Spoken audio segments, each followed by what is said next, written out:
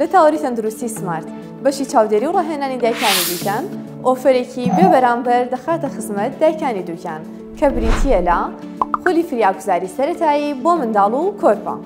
لەو خولەدا چۆنیەتی ئەنجامدانی فریاگوزاری سەرەتایی پێشکەش بە دایکەکان دەکرێت بۆ کۆرپەلەکانیان لە تەمەنی 1 ڕۆژەوانەیە هەتا 8 ساڵ و گەورەتر کە پێش دێت لەم بەشانەی لای خوارەوە: گەشکە، سووتان، برینداربوون و خوێنبەربوون، خنکانی منداڵەکانتان لە ئاوا یاخود خنکان بە هۆی تەنی بێگانەوە کاتێک کە بۆری هەناسە دەکرێت، کردداری بوژانەوەی دڵ و سیەکان، هەروەها ڕێگریکردن و چارەسەرکردنی بای ڕیخۆڵە.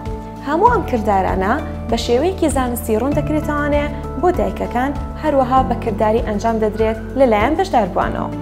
لە پێناو پاراستی منداڵ و کۆرپەکانتان و ڕزگارکردنیان لە هەر حاڵەتێکی نەخوازرا و کتوپڕ کە هەموو کات ئەگەری ڕوودانی هەیە.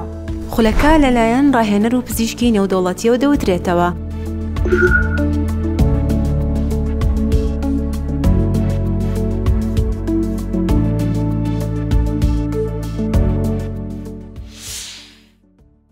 سمارت وەرچەرخانە.